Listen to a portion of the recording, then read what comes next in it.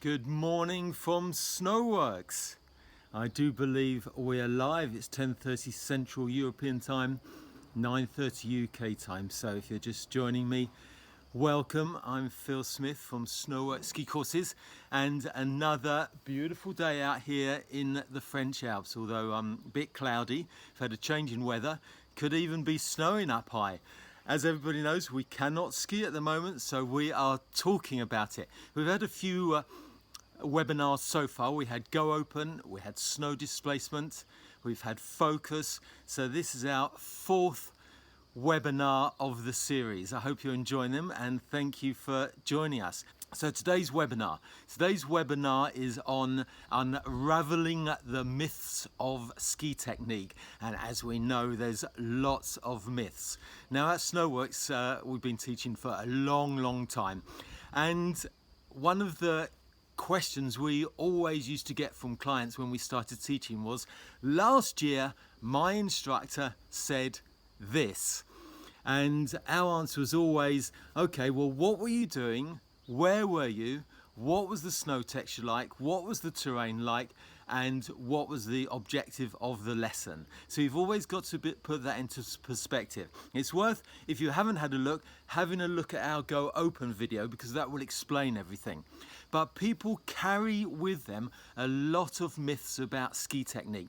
Now, most of the time, everything that you've been taught by any ski instructor is really useful. It's really useful. They're ski instructors, they know what they're doing, so it's really useful. So quite often, a lot of the problem is in misunderstanding of what's been taught.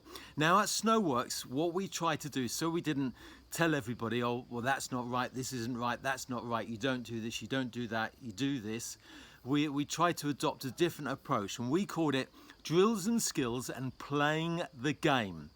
Now, as everybody knows, if you remember back to your time at school, if it was netball or football or rugby or volleyball, normally the coach would start with what we call a drills and skills session.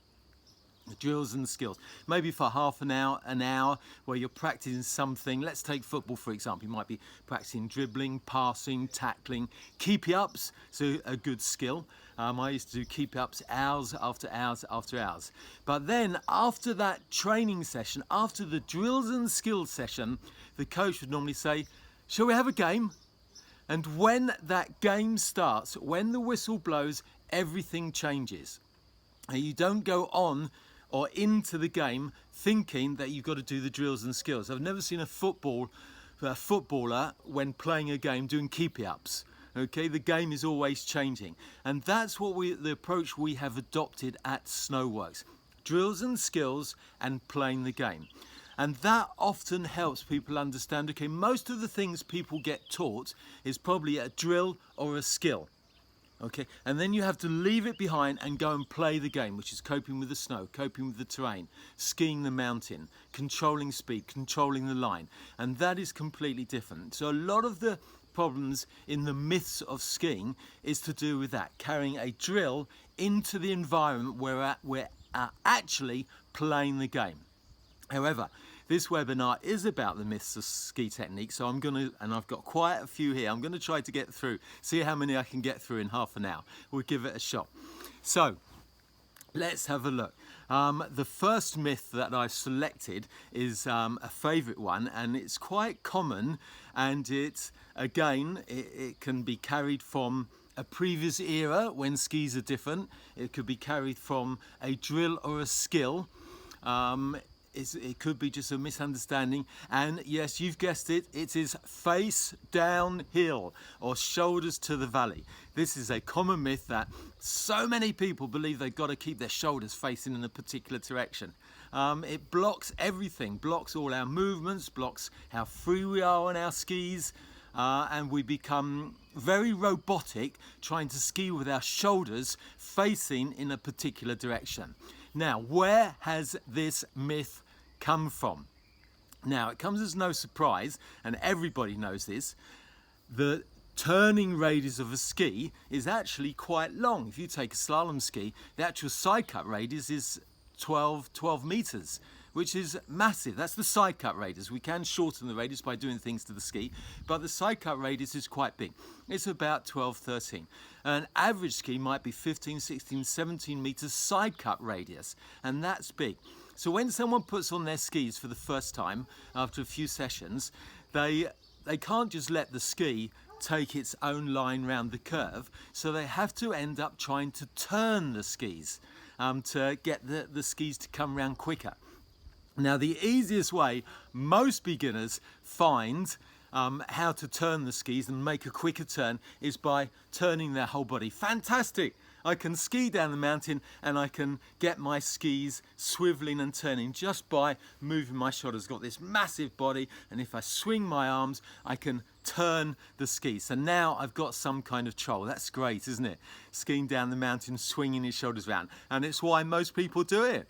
Amazing. They found out a way of turning their skis. However, the ski instructor comes along and says, oh my word, what are you doing? You're swinging your shoulders. We've got to stop that. So then the exercise comes in to try to keep the shoulders still. You all know the exercise. Hands, poles across the hands, facing downhill, don't move your shoulders. Of course, what have we just done? We've taken away the only thing that people have to turn their skis. How are you going to turn your skis now? We stopped it. Okay, we stopped you from turning the skis. Luckily, the human brain is a bit more cleverer than that. So they work out, hang on, if I can't turn my skis using my shoulders, what can I use? I can use my legs and feet. Okay, so it's the legs and feet are the important thing. Now, and if you may know this, you may not, but we've got a hip joint which allows our legs to turn. Okay, there's quite a lot of mobility in most people's hip joints. You've got about 30 degrees inwards and 60 degrees outwards. So about 90 degrees of rotation, the same thing in the shoulder joint. So we've got legs and feet that turn. So in a roundabout way, by stopping people using their shoulders, we're teaching people to use their legs. But there's a misunderstanding. People go away thinking they've got to keep their shoulders still, or they've got to keep their shoulders facing downhill. No, no, no, no, no. What you've got to do is get used to turning your legs. Now, in ski instructor governing bodies, we call this control of rotation. It's a rotary movement of the legs and feet. And that's what we're trying to encourage here. A rotary movement of the legs and feet. Not keeping the shoulders facing downhill. That will block you completely. Now, if you think about it, if you're in bumps, we all know that we need a lot of rotation. So a lot of people see a skier with their shoulders facing downhill, but that's not what the skier is trying to do. What they're actually trying to do is, I don't know if you can see this, rotate your legs. So look, my body's nice and calm. I try to rotate my legs like so, and then the body carries on facing in its original direction, which is great. So now let's take racing, for example, a pure carved turn. A pure carved turn where there's no rotation. As an example, obviously we do use rotation in ski racing as well, and quite a lot of it these days. But let's take a pure carved turn. So there is no rotation there, unless I'm doing some kind of counter rotation, which is another webinar. But let's take a pure carved turn where I just tilt the skis on the edges and they run around. So where are my shoulders going to be facing then? They're going to be facing in the same direction that the skis are pointing as they come around the hill. Not downhill at all. Not downhill at all. Facing the way the skis are pointing. And then you've got everything in between. So the only way to overcome this is forget which way the body is facing, unless it's a drill. Unless it's a drill. So if the ski instructor's doing a drill with you, okay. But recognizing that's a drill. When you go out and play the game, ski the mountain, you don't worry about which way your shoulders are facing. You think about control of rotation, rotating the legs or edging the skis and so on. And then the upper body takes care of itself. Let's look at some examples. When was the last time you walked around the street thinking about which way your shoulders were facing? When was the last time you got on a bicycle thinking about which way your shoulders were facing? When was the last time you went out running or jogging thinking which way your shoulders were facing? Of course, we don't do it. So it's been carried into modern day ski teaching from somewhere, and it has to go. It has to go, unless it's a drill. Bear that in mind, unless it's a drill. So that's number one myth busted. Which way should your shoulders face? Work with your legs. Work with your legs. Okay, we're moving on to myth number two. Myth number two. Again, it's come through from somewhere where I'm not too sure, but it's called don't stick your bum out. Don't stick your bottom out. Now, this probably carried through when ski teaching, when there's a particular style about skiing, where you had to fit into a particular mold. But that's a long time ago. This day, in modern skiing, we're all free. We're free to create our way we want to ski. I hope nobody skis like myself. You won't want to, believe you me. Okay, I try to develop my own way of skiing, and so everybody that I teach, I try to encourage to do the same thing. Develop your own way of skiing.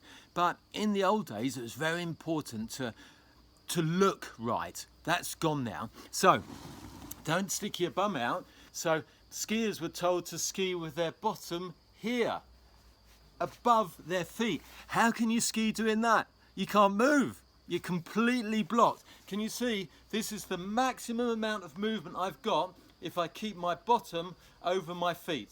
That's it. Okay? You can see I can't move anymore. Hardly useful for skiing the whole mountain.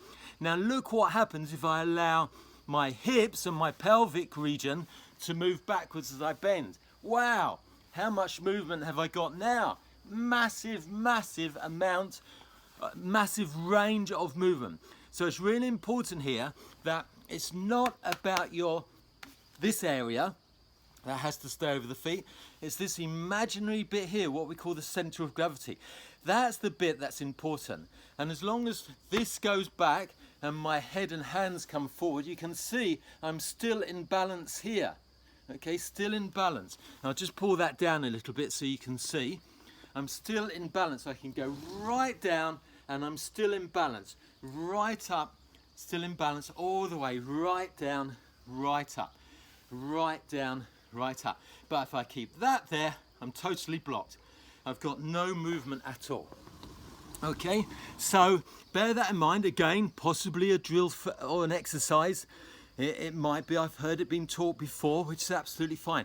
But try skiing the mountain, skiing bumps, keeping your pelvis or your pelvic area over your feet. It just doesn't work. You can't move. You absolutely can't move. You're completely blocked. Now, if you don't believe me, just look at some racing. Look at racers who have to have total freedom of movement to cope with the terrain, the mountain, the course. And look at how they work their body. Now, we got two out the way already. Myth number three. Push into your ski boots.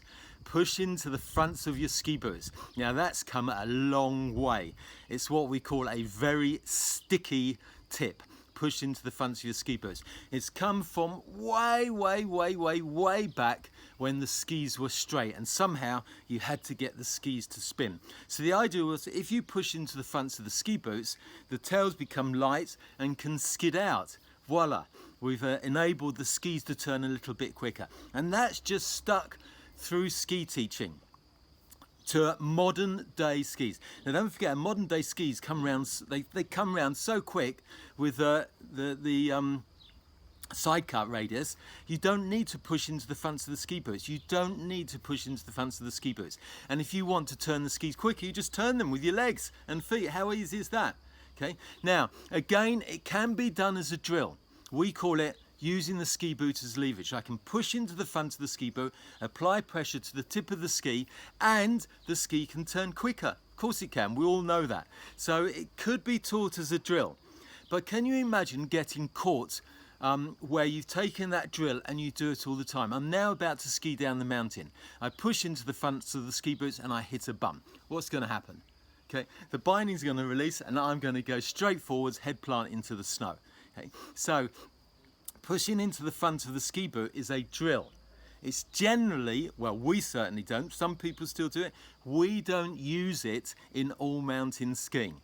When was the last time you walked down a hill, went hill walking, you walked down a hill trying to get your weight forwards? You don't. Nobody does. Okay, when you're walking down a hill, you're certainly not pushing forwards into the front of your walking boots. Okay, so it's something that's come with us in skiing. The ski boot is designed superbly to allow the ankle joint. I'm going to have to change the camera angle a little bit again. Okay, the ski boot is designed to allow the ankle joint to be around about in its mid-range of movement, so you can extend and flex from that place. Extend and flex, so you've got movement in the ankle joint, and the ankle has to be free to move. If you just push forwards, you block everything.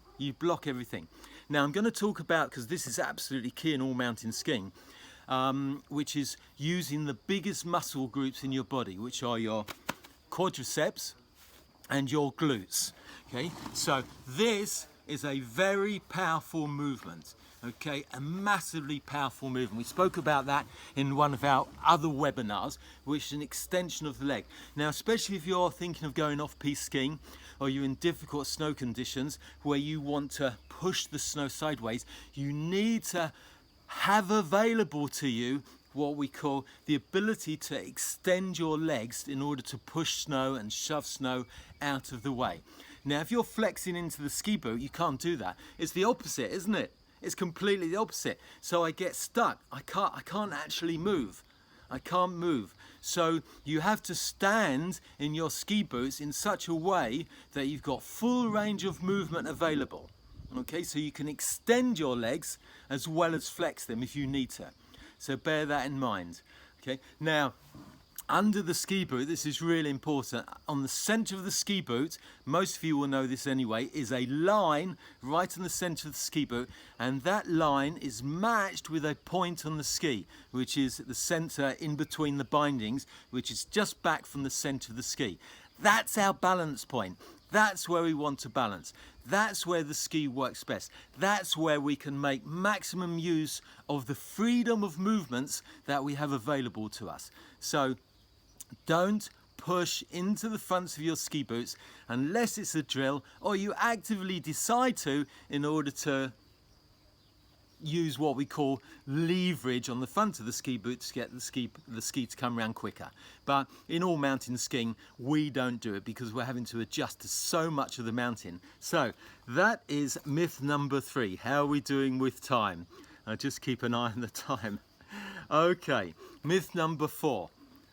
Stand up to start a turn. Stand up and unweight the skis to start a turn. Again, we can do. You stand up quickly, okay, the skis unweight and they become light. But now that's carried through from such a long time ago, where skis weren't designed to make turns, they were straight. Most of you won't be able to remember that, I certainly do. My slalom ski was a 203. One year I even went out and bought 207 slalom skis. Can you believe that? 207. So skis didn't come around easily. So in those days, a long time ago, people were encouraged to stand up at the top of the extension, the skis would become light, and somehow they would sort of swivel round. Okay, but these days you don't need to do it. You just need to put the ski on its edge and round it goes. Okay, and also you imagine if you stand up, remember that movement that I showed before, an extension of the legs? Okay, if I stand up, I've now used all my extension just to start a turn. So my legs are now long at the start of the turn. I've got nothing to use. So if there's a lump of snow or a bump or hollow, I've got nothing to use. Okay, so all we need to do to start a turn is change the edge, what we call change edges of our skis, moving from one edge to the other edge. Once you're on the other edge, the skis will come round. And don't you need to stand up to start a turn? Well, you can do if you want to, but you don't need to. When was the last time you stood up in between taking a step? Okay, if I put that into walking, let's see if you can see this. This is me doing an extra extension whilst I walk.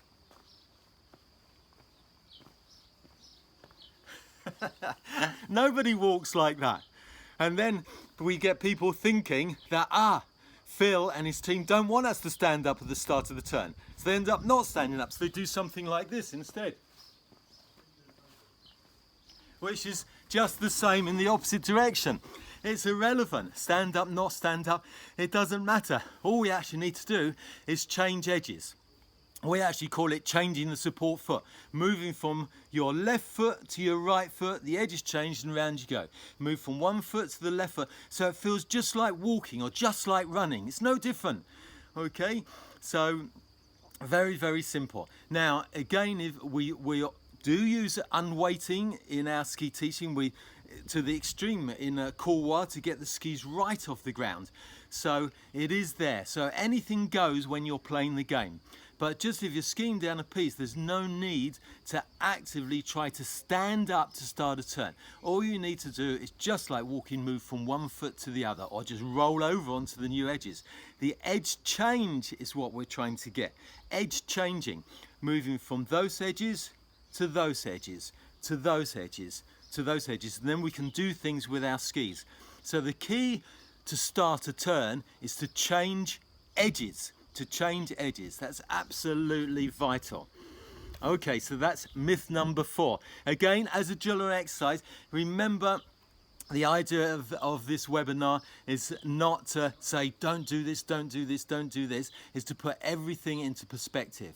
And the best way to do this is drills and skills and playing the game. So a lot of these myths in ski technique have come from a drill or a skill that people think you need to use when you're skiing the mountain, when you're actually playing the game. It's different.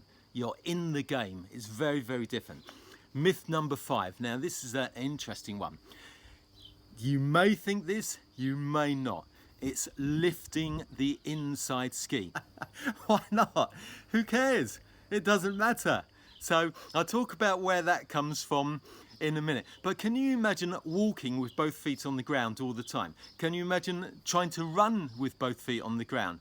You'll be handicapped. You can't do it. And that's what people are trying to do when they ski, trying to keep both feet on the ground. It's so difficult. Now, that has come from, again, the past, where as a ski instructor, I remember as a ski instructor being trained and I had to keep both feet on the ground. Why? I don't think anybody ever told me why. It was just something that we had to do to pass our ski instructor exams. Why keep both feet on the ground? Now, again, tune into some racing, watch some racing, slow it down at the start of the turn. You will always see this inside foot come away from the ground in order to change edges. Sometimes it comes off the ground a lot, sometimes not very much. Sometimes it appears that it's on the ground, but the pressure has come away from it. So feel quite free to lift your inside foot off the ground. This has absolutely transformed people skiing, where they're stuck with both feet on the ground all the time, thinking that's how they've got to ski. Again, can you imagine walking with both feet on the ground? It goes something like this, look. You can see more or less handicaps me. Okay, so that's myth number 5. We're doing well here. Okay, again, as a drill, if the instructor's doing it with you, absolutely fine. But when you go skiing, it doesn't matter. It seriously doesn't matter. You can lift that inside ski off the ground if you want. And as you lift that inside ski, you change edges and go round. It's different if you lift the inside ski and try to balance on the other ski, then you won't change edges. So round, lift, feel free to lift the ski off the ground. It really doesn't matter. Okay, now this next myth is really important. More weight on the outside ski. Now I'm gonna show you something here which could possibly revolutionize your skiing. We don't talk about weight. Well, we do, okay, but the one reason why we don't really focus on the use of body weight, do you know why? Because it's the same, you can't change it. Your weight is your weight. Okay, admittedly, if you go faster or slower, then how the weight acts on the skis changes. But let's just keep it simple for now. Your weight, you cannot change. It is what it is. So when I lean on this chair, that is my weight. I can't do anything more. I can't add more weight to that chair. It is what it is. So can you imagine if I've only got the same amount of pressure to use all the time? I've only got that amount of pressure. What happens when I hit some slush? I lose control. What happens when I go off piste? I lose control. So what we talk about is pressure. is pressure, not body weight. It's pressure. The ability to control the pressure on the skis, the pushing action on the skis. Now, strength is massively variable. Watch. Okay, you can see, I'll just turn that down a little bit, how much more control I have over my strength than my body weight. Body weight, no, that's it. It is what it is. Strength, however, okay, is infinitely variable, as you can see. I'll do it with my leg. It's infinitely variable. So it's not body weight that we want to think about. It's pressure. And then you start using your legs and you can adjust. The pressure is infinitely variable. So any type of snow you go into, you will be able to work with. Okay? So please try to bear that in mind. It's not put more weight on the outside ski, it's apply pressure to the outside ski and the inside ski if you need to, but for what we're talking about now, apply more pressure. Again, look at the arm, that's strength. Infinitely variable. Weight, the same. Okay? People have transformed their ski using this. Okay, we're gonna move on quickly now. Gonna go for another 10 minutes, no longer than that. Okay, myth number 7, angulate. Now again, if I remember back, I've mentioned this person a lot of times in the previous 3 webinars. His name is John Shedden. He's the first person that taught me what angulation was. And angulation is just something, a name given to angles that people see when somebody's skiing. So we've got the ability to move on our skis. I've already mentioned one movement, which is a rotation of the legs here. So I've got the ability to rotate my legs. I've got another movement, which is the ability to edge my skis. Let's just move that down a little bit. The ability to edge my skis. I've also got the ability to control pressure on my skis, what I've already spoken about. So I ski around the mountain using my legs to turn the skis if I need to edge the skis if I need to, and to apply pressure to the skis if I need to. And I use my upper body to help me remain in good balance. So I've got all these movements going on, and there's bound to be some angles. Okay, sometimes if I just go straight in to the turn to edge my skis, there's not much of an angle there. If I use a lot of rotation and balance, there's a little bit more of an angle. So angulation is just a name given to the end results of lots of movements jumbled together. The key to improve is to develop the movements. Movements to control rotation, movements to control pressure, movements to control edging, movements to balance, okay? Not to angulate. So absolutely key this is. Get rid of the word angulation. You can use it if you want. I prefer it not to exist, and just develop movements in skiing, and you will transform your skiing. Okay, remember that. Right, so that's angulate. Oh, I've got to finish off with this one, which is absolutely huge.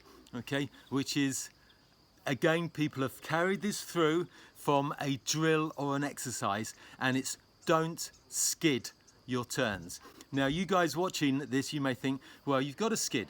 Like me, you have to skid. Can you imagine that? Not to skid on a slippery surface. Skidding is one of the major skills in skiing. It's a major skill for all mountain skiing. You've got to be able to skid your turns. Why? Because that's how you control speed.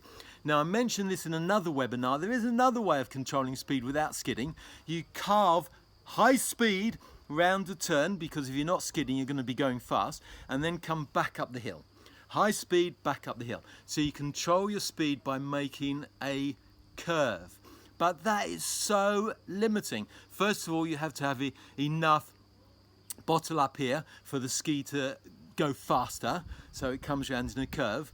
Okay. Secondly, you need space on the mountain. So you don't want to be carving on a busy piece. So skidding is what we use to control speed. That's what skiing is, controlling skidding. It's a whole spectrum, from minimum skidding to maximum skidding, a whole spectrum. Now, down at the racing end, we're using little skidding because we want to travel very fast, okay? But in bumps and other areas, steep gullies, couloirs, ice, we're using a lot of skidding. So intermediate skiers especially have got trapped here by the perception that they mustn't skid, and therefore steeper terrain, ice, moguls, narrow slopes are all off limits if you cannot skid. Now, a quick reminder what skidding is. Skidding is not flat skis. It's not flat skis.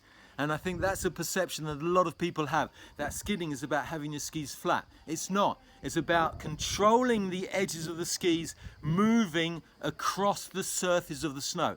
So you can, to put this in perspective, you can carve, if you want to, with very little edge angle, as long as you allow the skis to take their own track, and you can skid with a big edge angle. So skidding isn't about using a little bit of edge, it's about controlling the edges going sideways across the snow.